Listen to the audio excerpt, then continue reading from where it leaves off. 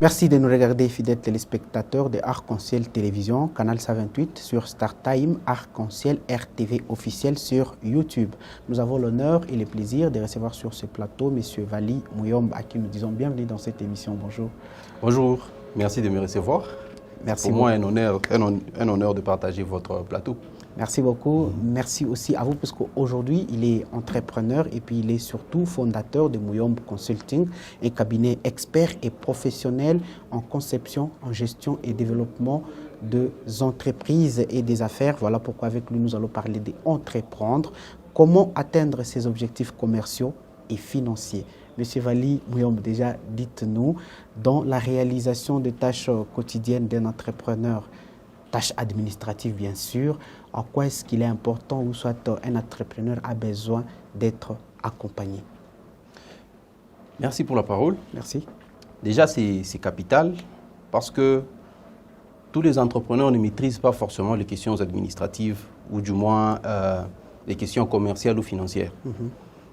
La plupart des personnes deviennent entrepreneurs peut-être parce qu'ils ont une passion, parce qu'ils ont une expertise ou soit parce qu'ils ont vu une opportunité. Cela suppose donc qu'ils se concentrent sur le cœur de leur métier, leur savoir-faire, leur expertise ou du moins leur passion. Mais ça ne suffit pas pour gérer une entreprise ou du moins pour la rendre prospère. Il y a un certain nombre de démarches à faire. Pour qu'une entreprise puisse exister, elle doit forcément, et ça c'est indiscutable, elle doit faire rentrer de l'argent. Mais pour avoir de l'argent pour quelqu'un qui est à supposer menuisier, qui fait la menuiserie par passion, c'est difficile d'aller vendre ou du moins d'aller convaincre un client. Et c'est là que nous entrons en jeu. Nous accompagnons ce monsieur à mettre en avant ses produits, à faire le branding si nécessaire, à faire le marketing, la communication pour que la personne qui a besoin de ces produits soit en mesure de connaître la personne, de l'identifier et même de recourir à ces produits-là. Mais est-ce une garantie? Pour quelle garantie cet entrepreneur doit faire confiance à un cabinet, par exemple, entre guillemets, ou soit à tout accompagnement et surtout pour quelle satisfaction aussi? La garantie est telle que les accompagnateurs comme nous, ou du moins le cabinet conseil, savons de quoi il est question exactement. Puisque pour la plupart d'entre nous, nous sommes des gens du métier, déjà, jouissant d'une certaine expertise et connaissant plus ou moins le marché sur lequel nous évoluons. Ce qui n'est pas forcément le cas de l'entrepreneur. Alors nous sommes en mesure de l'accompagner, de le coacher, de l'aider à définir ses objectifs, à définir des résultats, à cibler ses clients, à savoir quelle clientèle cibler, et finalement l'accompagner sur terrain. Comment procéder pour vendre? Prenons le cas de quelqu'un qui a fait les lettres, par exemple. Il a l'art oratoire, il a la manière de parler, il présente bien et tout ça. Mais pour ce qui est de parler au client, il fige, par exemple. Pour convaincre quelqu'un, il ne sait pas comment s'y prendre. On l'accompagne. S'il faut une formation, par exemple, on la lui offre. Si cette personne a besoin de coaching, on lui offre le coaching. Et si cette personne a besoin, peut-être qu'on l'accompagne sur terrain pour matérialiser ses objectifs, on y va aussi. Notre but et notre souhait, c'est de faire en sorte que cette personne puisse acquérir des capacités, des compétences qui vont lui être importantes. Parce que bon, le but, comme je le disais tout à l'heure, de tout entrepreneur, c'est de vendre. On ne devient pas entrepreneur pour la beauté ou pour paraître. On devient entrepreneur pour réaliser du chiffre. Et donc, réaliser du chiffre, je dirais, c'est l'objectif commun à toutes les entreprises qui existent sur cette terre. Tout à fait. Et donc, en tant que tel, pour notre ami menuisier, peut-être lui, aller vendre, faire le tour de la ville, il n'a pas le temps pour ça ou ça ne l'intéresse pas. C'est là que nous entrons en jeu.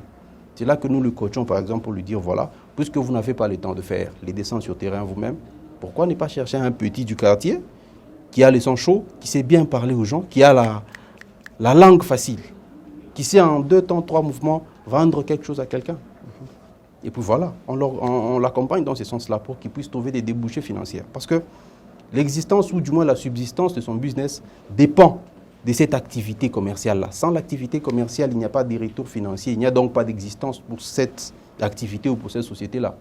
Est-ce la seule clé, l'accompagnement par un cabinet par exemple, est-ce la seule clé pour qu'un entrepreneur puisse arriver justement à atteindre ses objectifs commerciaux d'une part et financiers d'autre part? L'accompagnement, pas nécessairement. Oui. Ça peut aussi passer par la formation. La formation dans le sens où vous prenez le temps peut-être de travailler avec quelqu'un qui est déjà passé par quoi vous êtes déjà passé. Ou du moins, vous allez dans un centre de formation, on vous donne une formation sur le marketing et la vente, par exemple, et avec cette formation, ces bagages que vous avez acquis, vous pouvez, par vous-même maintenant, définir les objectifs, définir les stratégies et même définir les canaux de distribution de vos produits ou de vos services. Donc, l'accompagnement, c'est très important. Certes, ce n'est pas la seule clé, mais c'est l'une des clés très importantes. Parce qu'aujourd'hui, on parle d'entrepreneuriat des jeunes et consorts, mais les jeunes, déjà, dans sa manière d'être, ne maîtrisent pas tout, par exemple. Prenons le cas des questions fiscales. Ce sont là les questions très importantes et qui parfois embrouillent et fatiguent très rapidement. Là dehors, il y a pas mal d'institutions étatiques, il y a pas mal de fonctionnaires qui viennent jusque dans vos bureaux vous dire, voilà, nous sommes de la commune, nous sommes de la mairie, nous sommes de ceci, de cela. Personnellement, vous ne connaissez pas, vous ne savez rien de leur existence. Et pourtant, ils sont là parce que vous devez payer quelque chose. Tout ça, c'est des choses qu'on doit peut-être au préalable vous dire ou vous informer que voilà, en tant que prestataire, en tant que réalisateur de telle activité, vous êtes tenu à avoir telle documentation, vous êtes tenu à avoir tel papier, vous êtes tenu à avoir telle chose ou tel soubassement. À défaut de ça, quand nos amis du CDI ou du moins du CIS, par exemple, débarquent chez vous et que vous ne payez pas l'IPR, ils se font un plaisir de vous rappeler que vous êtes hors la loi. Or, l'IPR, pour payer l'IPR par mois, ce n'est rien.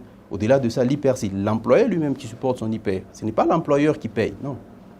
On prélève sur les salaires de l'employé l'IPR, selon le barème, bien sûr. On prélève, on déclare, on a la preuve des paiements, fini. Et un entrepreneur qui a l'idée oui. d'une entreprise qu'il veut réaliser, oui. mais qui a des difficultés pour y arriver, qu'est-ce qu'il fait pour justement atteindre ses objectifs? Déjà, il y a une question assez importante, je pense, c'est faire l'étude même de son projet, mais aussi l'étude de l'environnement.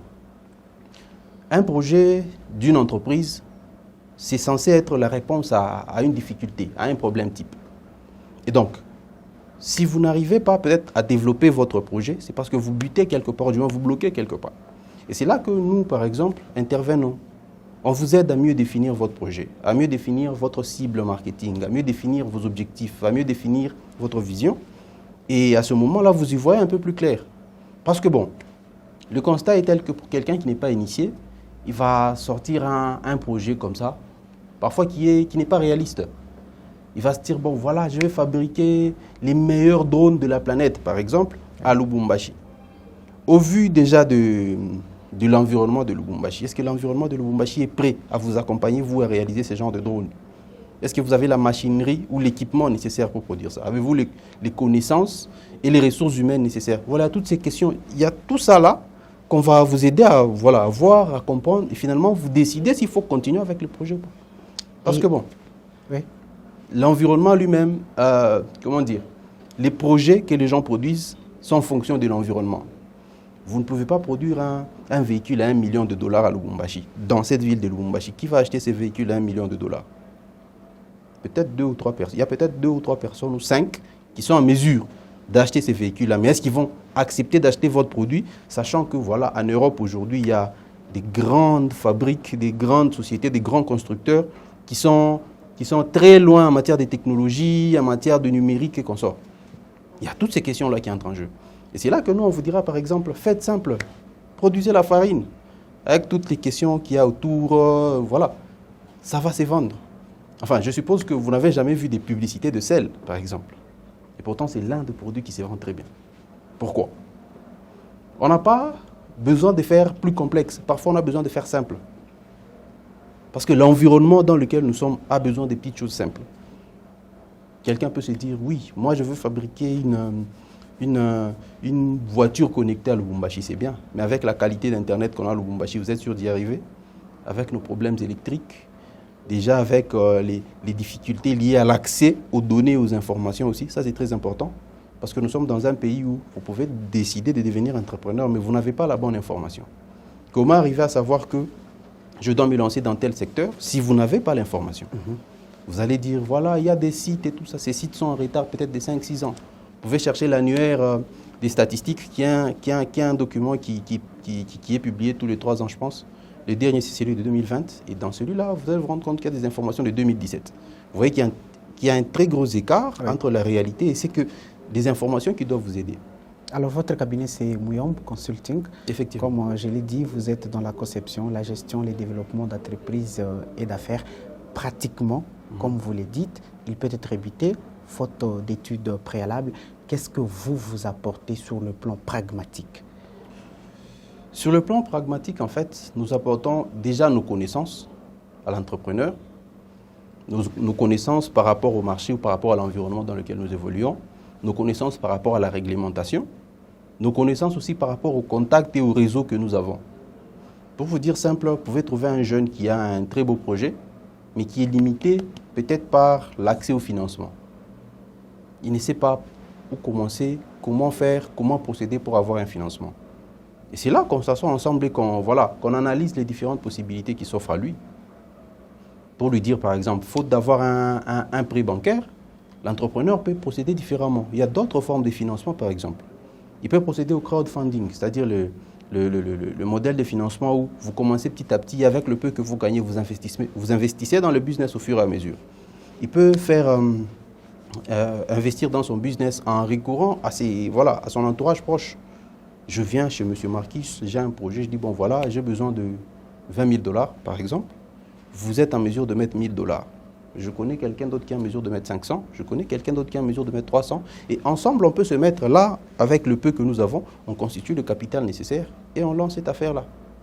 Donc tout ça, c'est des petites choses que nous apportons. Parce que l'entrepreneur, déjà, dès le départ, il est focus sur son idée, il a peur qu'on le vole, parfois il n'analyse pas d'autres possibilités. Voilà pourquoi je vous ai posé la question sur la garantie. Oui.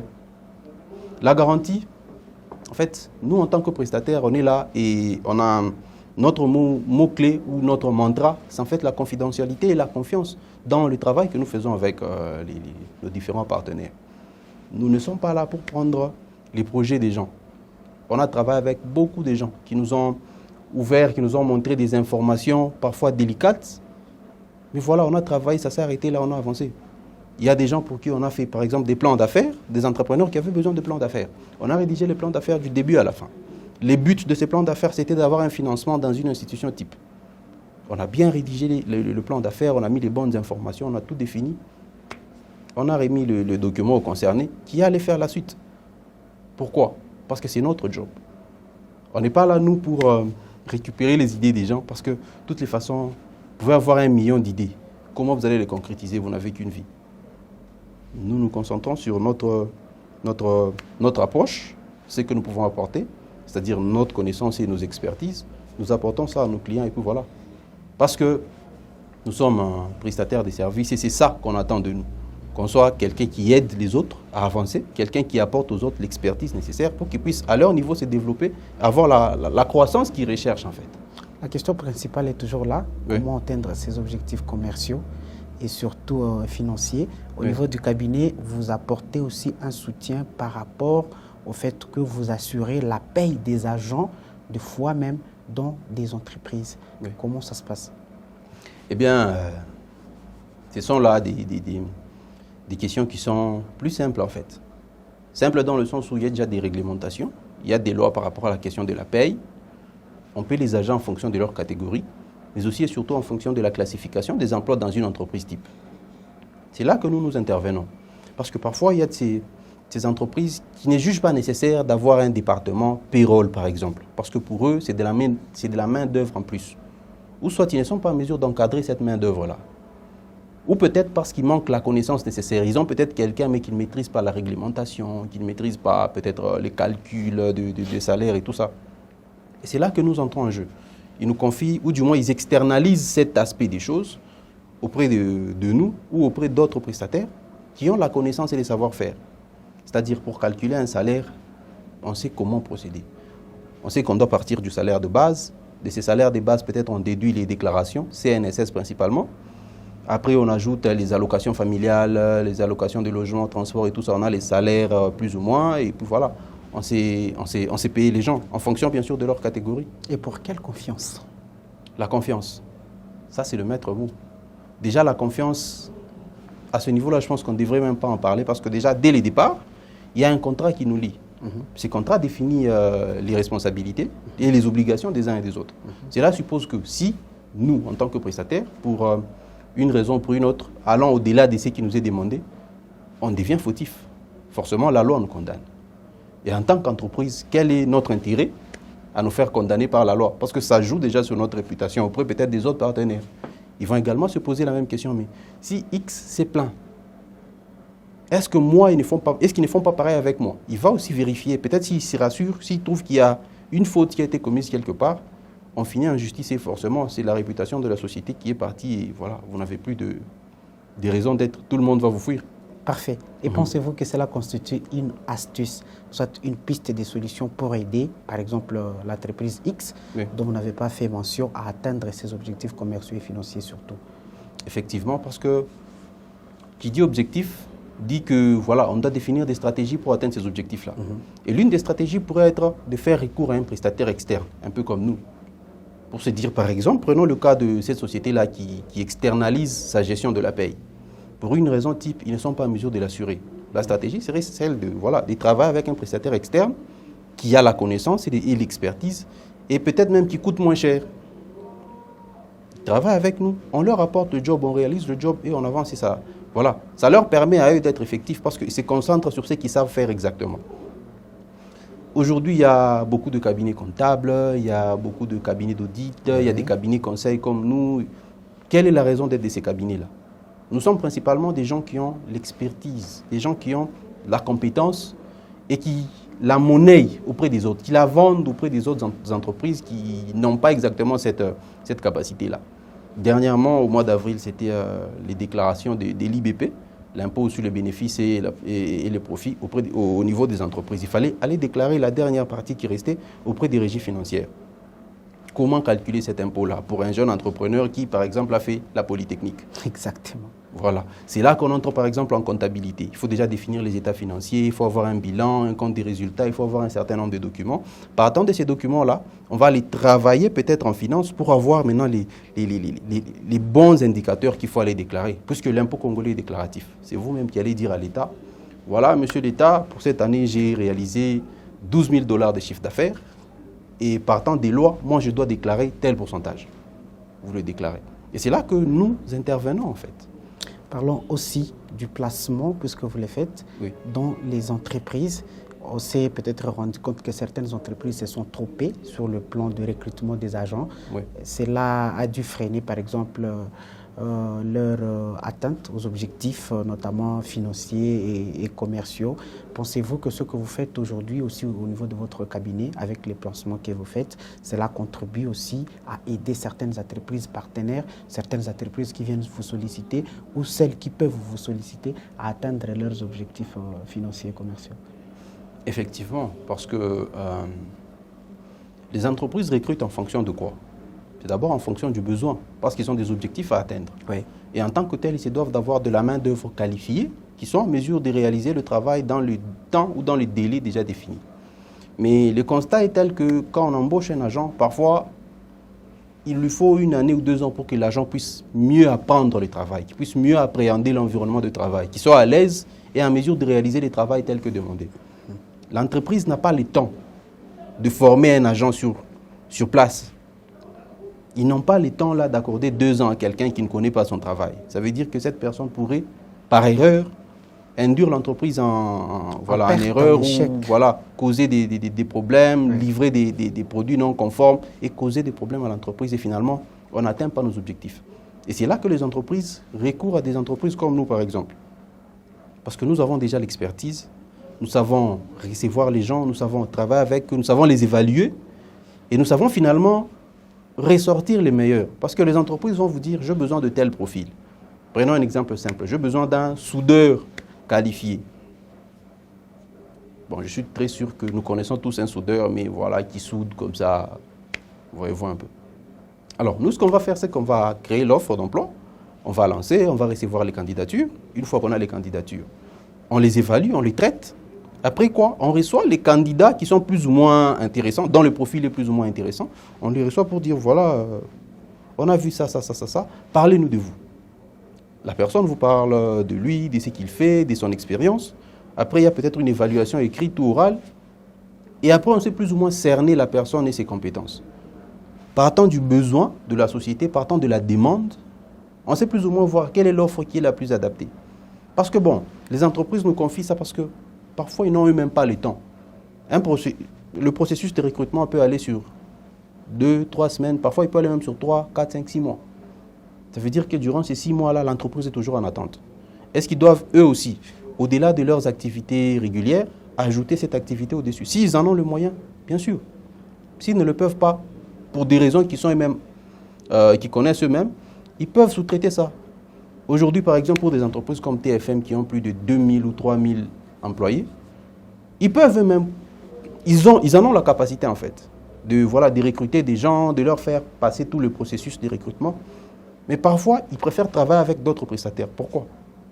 Parce qu'il y a d'autres raisons qui sont les seuls à connaître. Prenons un exemple simple. Quand vous êtes employé d'une société directement, ça veut dire que vous avez droit, par exemple, aux avantages en nature, vous avez droit aux allocations santé, aux allocations familiales et consorts, selon le modèle de cette société-là. Oui. Mais quand vous êtes, par exemple, placé par une société type, disons, nous vous plaçons dans une très grande société, vous n'êtes pas forcément assujetti au régime social de cette entreprise-là. Vous pouvez être là avec les gens qui ont le contrat avec cette société. Eux, ils ont des avantages, peut-être ils ont des 13e mois, des petites choses comme ça. Mais vous, en tant que collaborateur d'une autre société, vous êtes soumis au régime de l'autre société qui, parfois, ne vous garantit pas l'allocation familiale, par exemple, ou ne vous garantit pas l'allocation de santé. Il y a ces sociétés actuellement où vous n'avez pas l'allocation de santé, vous tombez malade, et bien, vous supportez vos soins, et puis ça s'arrête là. Et ça, parfois, certaines entreprises cherchent à éviter ça, parce que ça coûte cher aussi. À supposer que vous ayez 10 000 collaborateurs et que vous devez payer l'hôpital de chaque collaborateur, de sa femme et de ses enfants. À supposer que ça vous coûte $50 par mois. À multiplier par le 10 000, vous multipliez par 12 pour une année, vous voyez ce que ça fait. Raison pour laquelle certains préfèrent travailler avec d'autres prestataires qui, eux, ont d'autres politiques sociales ou d'autres politiques salariales. Qui, eux, peut-être peuvent vous garantir un sac de maïs, mais ne pas vous garantir les allocations de santé. Donc, vous n'avez pas l'assurance santé, par exemple. Ils vous disent non, chez moi, le contrat que vous avez telle classification, et en tant que tel, vous n'avez pas d'allocation santé. Si vous tombez malade, eh bien, c'est vous-même qui supportez. Moi, je n'achète ni médicaments, ni quoi que ce soit. Ça se fait. Bien sûr, il y a ce qu'on appelle les conventions collectives, les conventions collectives qui sont définies par la FEC, qui sont courantes dans la plupart des sociétés, mais pas partout. Alors, par rapport au placement que vous allez devoir faire, comme d'ailleurs vous l'avez dit, l'entreprise recourt à vous et vous passez directement au recrutement, ou soit vous vous dites que vous formez? Tout dépend du besoin déjà de la société. Si la société en exprime le besoin, parce que nous, à ce niveau-là, notre client, c'est la société qui exprime le besoin. Oui. Si la société exprime le besoin d'avoir un profil d'un ingénieur, par exemple, ingénieur civil qualifié, qui a 5 ans d'expérience, par exemple. Déjà, oui. Nous, on se contente de chercher ce que l'entreprise demande. Parce que, partant de notre contrat de collaboration, il y a des objectifs qui sont définis.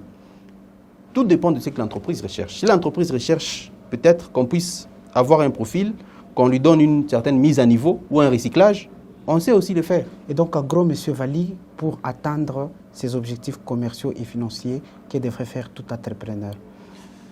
Tout entrepreneur. En fait, la compétence première d'un entrepreneur, c'est la vente. Simplement, tout entrepreneur devrait s'y rassurer d'être capable de vendre. Ça, c'est la compétence première. Le reste n'est que secondaire.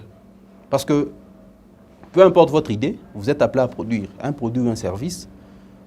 Ces produits, ces services doivent être vendus pour que vous soyez en mesure de supporter vos charges, peut-être même d'espérer avoir une certaine croissance. Donc, vous pouvez avoir des commerciaux, des gens qui vendent pour le compte de la société et tout ça. Mais la particularité avec ces gens-là, c'est que parfois, ils ne comprennent pas la vision même de l'entrepreneur. L'entrepreneur, c'est lui qui a la vision, qui sait où il veut aller avec la chose. Il y a des endroits où vous, propriétaire de la société, vous avez la facilité d'entrer que vos collaborateurs. Oui. Vous pouvez aller, par exemple, à Africa CEO Forum, qui est le forum africain qui réunit les PDG d'Afrique de partout. Vous pouvez aller là-bas, vous faites la promotion de votre société auprès d'autres PDG, auprès d'autres CEO. Vous vendez vos services et ça peut vous rapporter 2 ou 3 contrats qui peuvent être bénéfiques pour votre société. Alors que si vous envoyez vos collaborateurs, vos commerciaux, il y a des endroits où ils peuvent ne pas accéder. Parce que peut-être ils n'ont pas la connaissance, ils n'ont peut-être pas les contacts, ils n'ont peut-être pas l'une ou l'autre chose.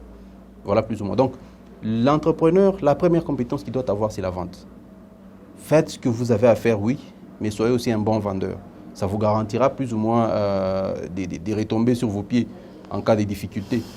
Monsieur Valé Mouyombo, nous vous disons un grand merci d'avoir accepté notre invitation. En tout cas, c'est moi qui vous remercie. Merci à vous pour l'invitation. Merci à la chaîne qui nous reçoit.